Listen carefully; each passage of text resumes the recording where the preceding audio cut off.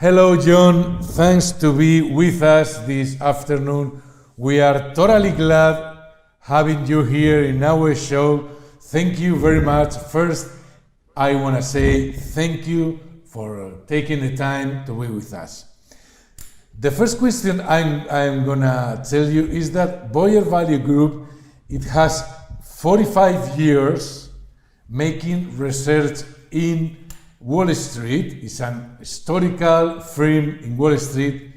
How this firm start? Who started? And which is the story of the old days in Boyar Value Group?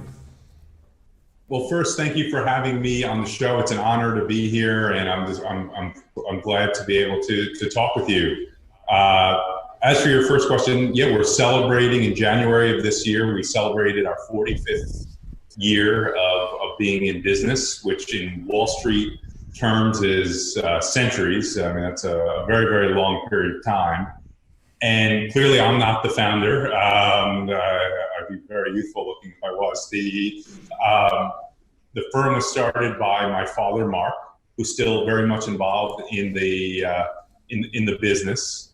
And he started the firm obviously in 1975. And what he wanted to do was create a research boutique to sell stock market research to primarily institutions. And at the time, if you're a Wall Street historian, they were in the middle of a terrible bear market that made 2008 look easy. So it was a very contrarian thing to, one, start a new business, and two, to start a business that was predicated on stocks. But he did it anyway, and it was the worst of times with the best of times, in the sense that he went right in the middle of a bear market, but he started to develop a great track record and a following, and made a very nice reputation on Wall Street. And we started to get some more institutional followers, and then people asked us to manage money. And that's kind of where we began. Our roots have always been in deep fundamental research, and we utilize that for our money management business. Okay, so what I was saying is that I'd like to know a little bit more about your background, and specifically about that period where you were working with Mario Gabelli. So I know that you were, before working in Boyar Value Group, you were working out of the firm, and you were learning. And in this case, it would be interesting to know a little bit about your experience with Mario Gabelli, and what did you learn from him? All right, I mean, I learned a ton from him. He's a fantastic investor who built a great business, and he taught, one, looking how hard he worked, and two, how he analyzed businesses and how deep he went, and the expectations he had for the people who worked with him was something I try to emulate. And as I said, working there, I learned a great deal. I also learned a great deal going to law school and becoming a litigator, which gives you an interesting background.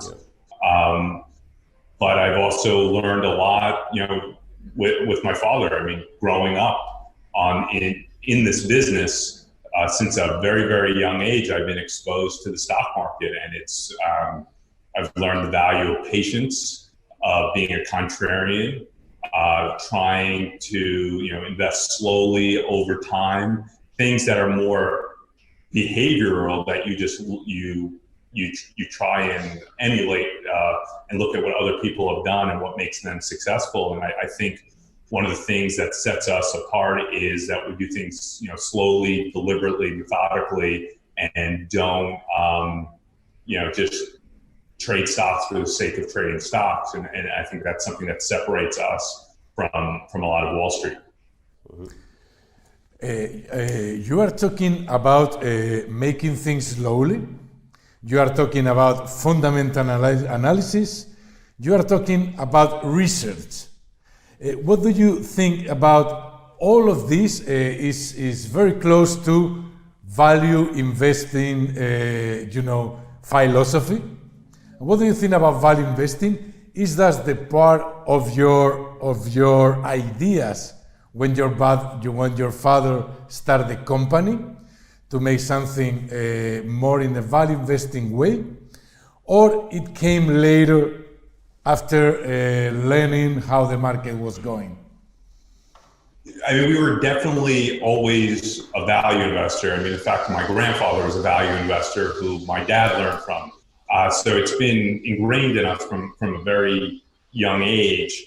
But we have evolved over time. When the firm was started in the 70s, and some of it was a function of the time, there were more, quote unquote, deep value investing, maybe lower quality businesses that were just selling at really low prices. And that's a legitimate way of making money, but technology has made that somewhat obsolete. Everyone has access to the same screens. There's nothing unique or proprietary about it. So what we've done and evolved is try and find great businesses or very good businesses that are selling at what we think are significant discounts to our intrinsic value, that also have a catalyst, a reason for the stock to appreciate in a reasonable period of time. And to us, a reasonable period of time is 2 to 3 years, maybe longer. We like to hold stocks for much, much longer than that. But we're not looking for something that's going to make us money 6 months from now. That's, I think, a very difficult thing to do. There's an interesting question now that comes up because of what you are saying. Your approach is a long-time, long-run period, but there's this research, this report, Forgotten 40, that your dad got started, and it's became a really interesting and acknowledged report by all the community, financial community, and it happens to see, if I'm not wrong, for 1 year, for the year to come. So it's yearly period, and actually it's beating the market all the time. So it's great, and it was your dad, if I'm not wrong, studied this report almost 40 years ago. So it's something really cool, and I'd like to understand that difference. Why you have this idea of this approach for long run investments, and at a time this Forgotten 40 report that is so acknowledged and so interesting. Well, thank you for that. And there is a contradiction there, and I totally understand it.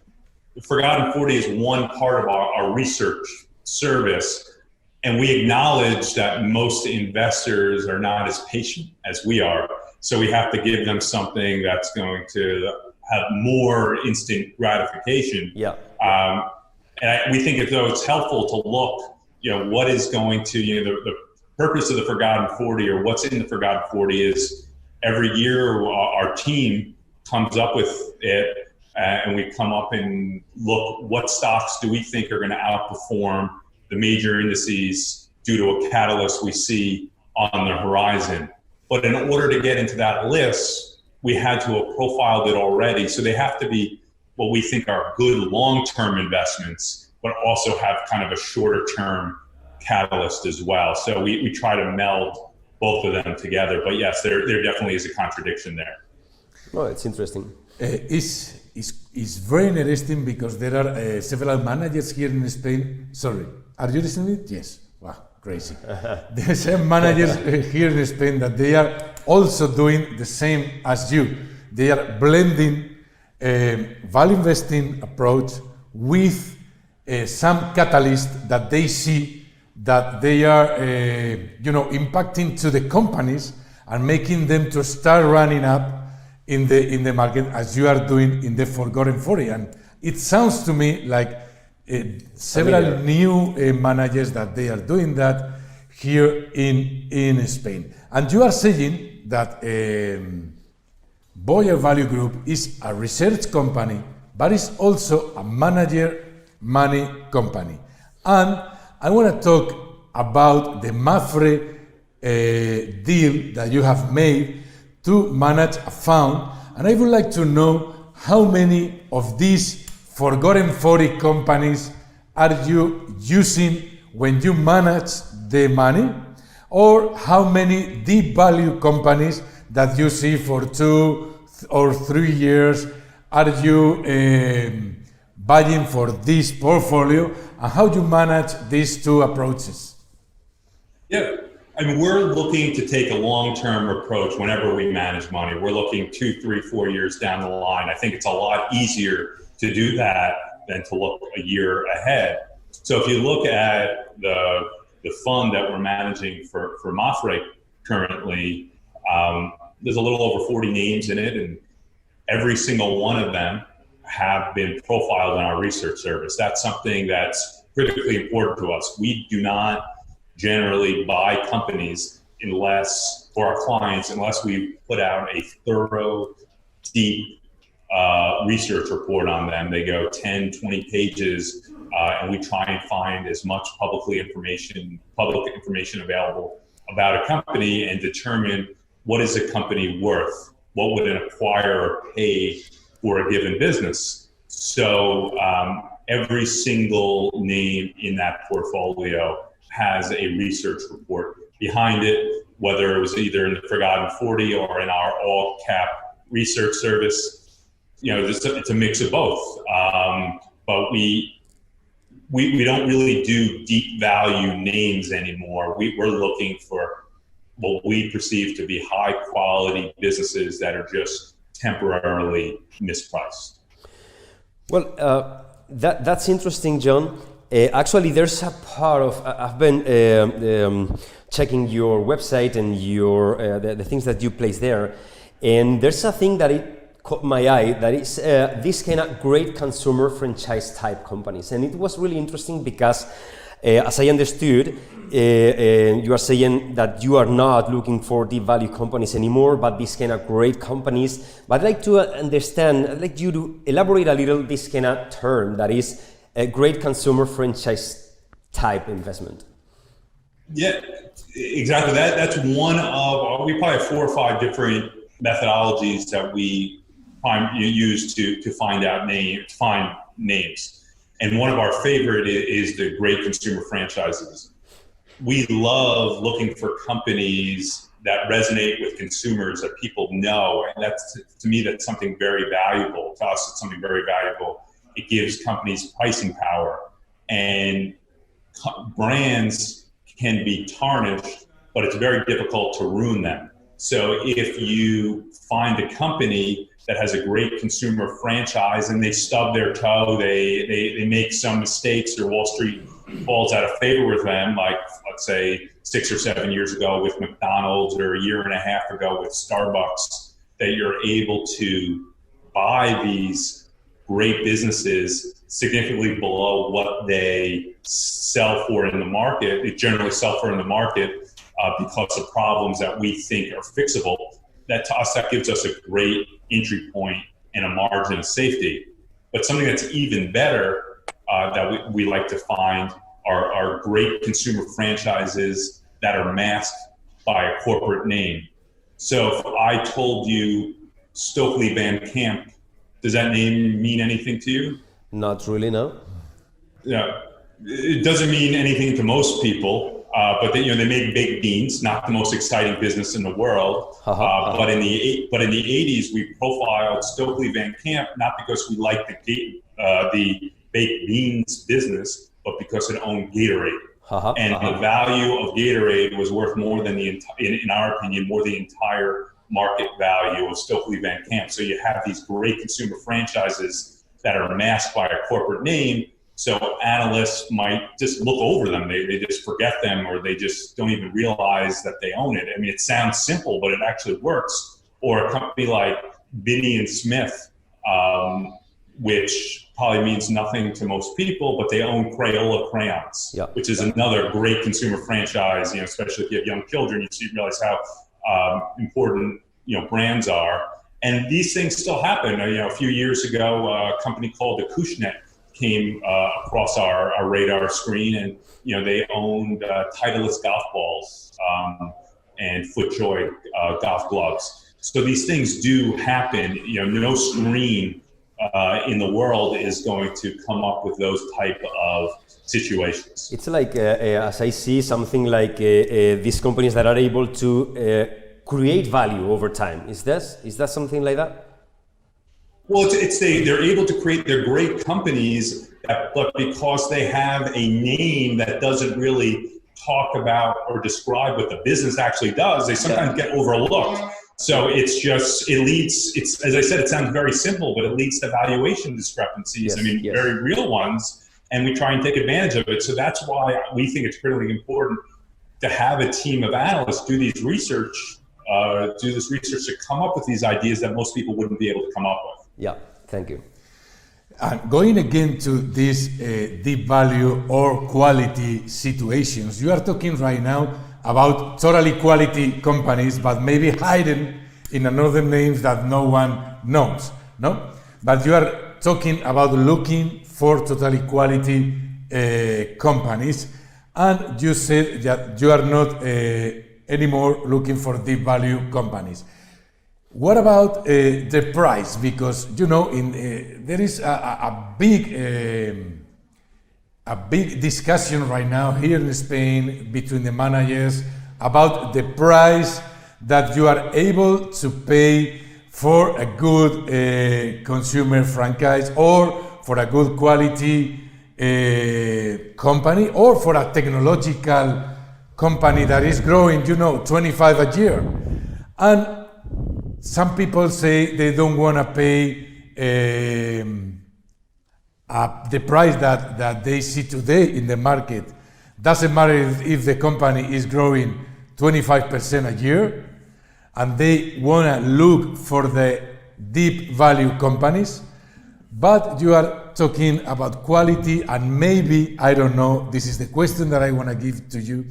Maybe you are prepared to pay more price, or maybe not a good price, but a normal price for this company.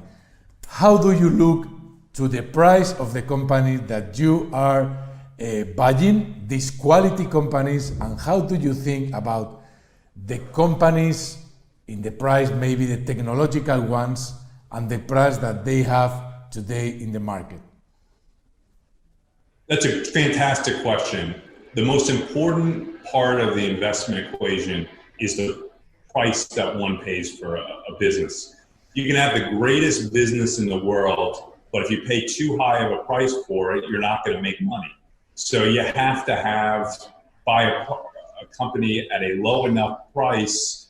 One, it has to be, we think, a quality company, a good business, but equally important, it has to be selling at a price that we think won't be able to make money over time.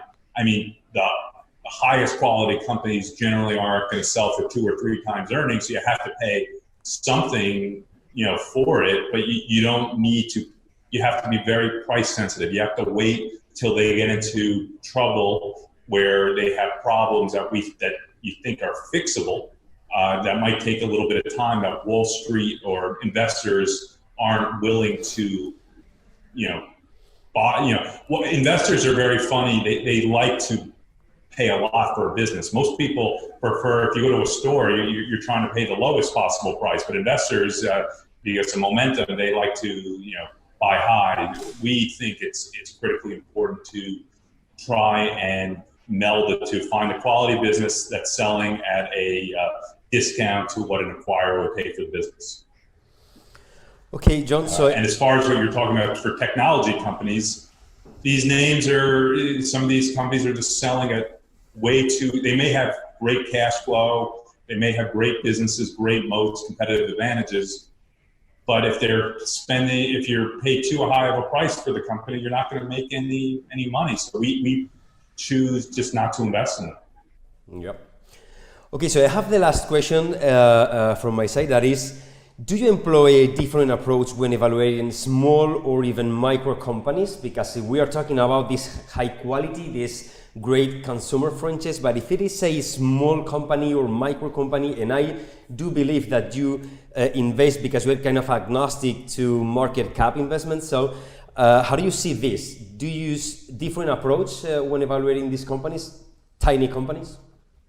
It's the same approach that we utilize for whether we're looking at the largest companies in the world or a microcap. But because of the possibility of frauds or other items that are more associated with smaller cap companies, we like to see higher insider ownership or controlled companies where the founder or the CEO owns a lot of the stock, so his incentives are very much aligned with ours. Because when you get into microcap land, which we've made over the years, it has been a good source of value for us. You just have to be very careful. And one of the ways that you do that is if they own a lot of the stock, their incentives are very much aligned with you. Thank you. So, thank you, John. Thank you very much for being in our show today. Mutea, por favor. Well, thank you for having me. It was a pleasure, and thank you for inviting me on. And I know that we are gonna have your presence in our annual meeting here in November in Spain.